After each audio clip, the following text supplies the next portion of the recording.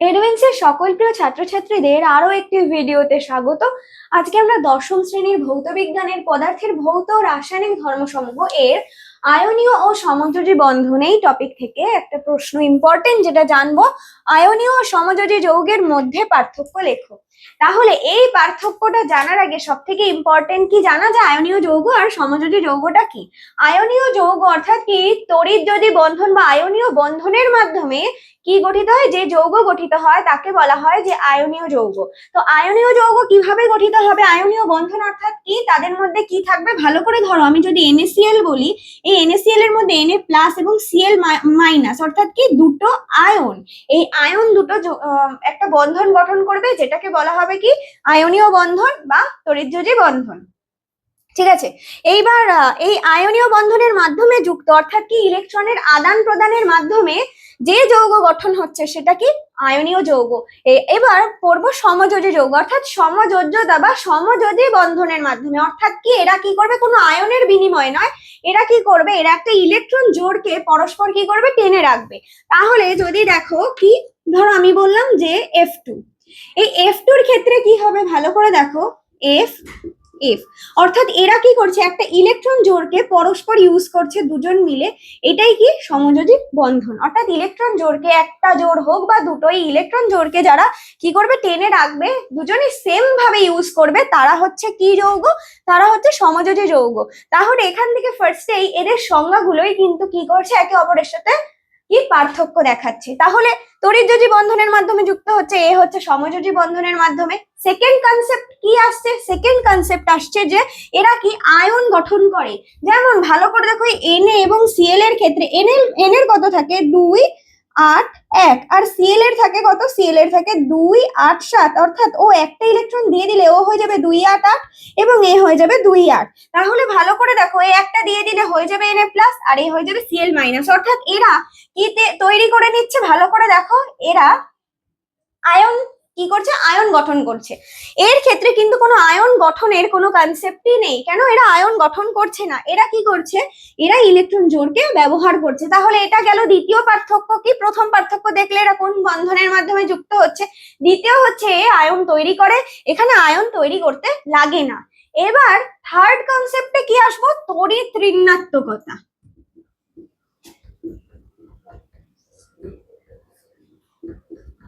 তড়িৎ ঋণাত্মকতা, তাহলে ব্যাপারটা প্রথমেই দেখে নি, তড়িৎ ঋণাত্মকতা কি, তড়িৎ ঋণাত্মক যৌগটা কি। তড়িৎ ঋণাত্মকতা হচ্ছে কি, যে ইলেকট্রনকে বেশি টেনে রাখতে পারবে সে হচ্ছে বেশি তড়িৎ ঋণাত্মক, এবং যে কি করবে পারবে না সে হচ্ছে কম তড়িৎ ঋণাত্মক।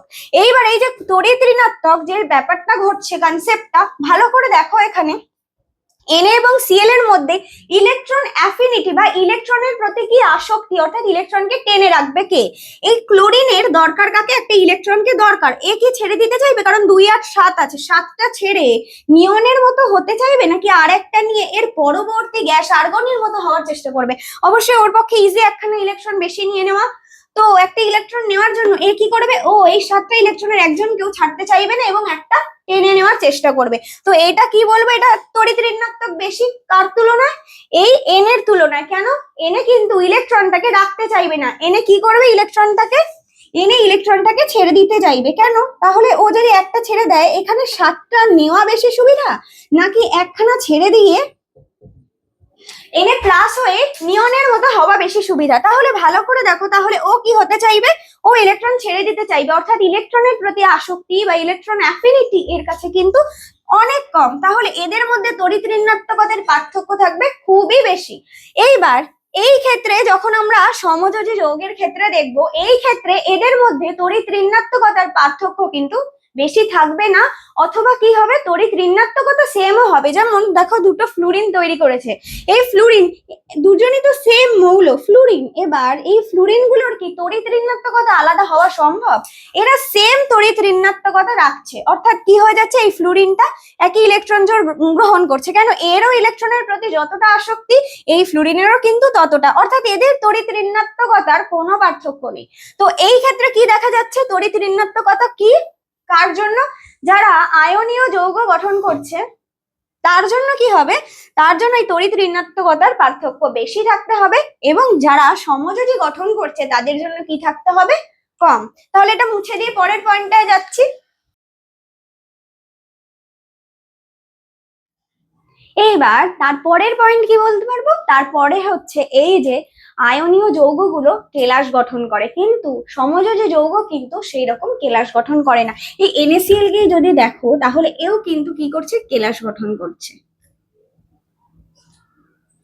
ধরো এখানে একটা Na আছে, এর চারদিকে কি আছে, Cl থাকবে, অর্থাৎ এর সাথে যারা আছে যাবতীয় তারা সবাই কিভাবে থাকবে, Cl হিসেবে থাকবে। এইখানে এইখানে এই N এর যাবতীয় যত সাইডে রয়েছে তারা কাকে দিয়ে আবদ্ধ থাকবে, বা কোন অণুগুলো তাকে ঘিরে থাকবে, এই Cl গুলো। এইভাবেই ঘনকাকৃতি হোক বা কেলাস, যে কোনো রকমেরই কি তৈরি করে, কেলাস তৈরি করে। সেটা কারা তৈরি করে, সেটা তৈরি করছে হচ্ছে আয়নীয় যৌগ।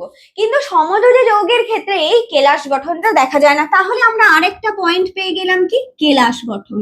তাহলে কারা করছে কেলাস গঠন, ক্রিস্টাল তৈরি করছে, সেটা করছে আয়নীয় যৌগ, কিন্তু সমযোজী যৌগ সেটা করছে না। তাহলে আরেকটা পয়েন্ট পেলে।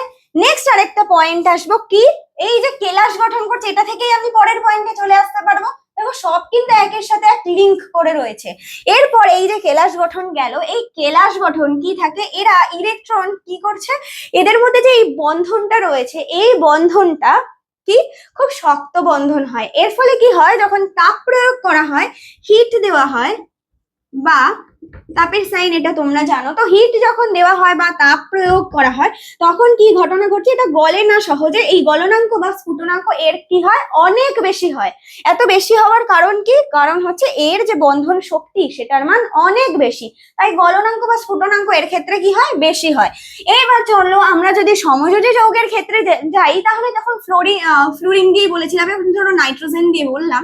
এই নাইট্রোজেন ধরো বন্ধন করে আছে, এদের মধ্যে এই যে বন্ধন শক্তি, এটা কি, এই ভ্যান ডের ওয়ালস আকর্ষণ বল, এটা কিন্তু খুব কম মানের হয়, অর্থাৎ এটা ভাঙা সহজ হয়ে ওঠে। তাই জন্য কি হয় দেখবে, তার জন্য হয় সমযোজী যৌগের বেশিরভাগ ক্ষেত্রে, এবার সবকিছুরই একটা করে ব্যতিক্রম রয়েছে বা একাধিক ব্যতিক্রম রয়েছে। তাহলে এর ক্ষেত্রে দেখবে যে সমযোজী যৌগের ক্ষেত্রে কি হয়ে যায়, গলনাঙ্ক বা স্ফুটনাঙ্ক সাধারণভাবে কম হয়। এইবার দেখা যাক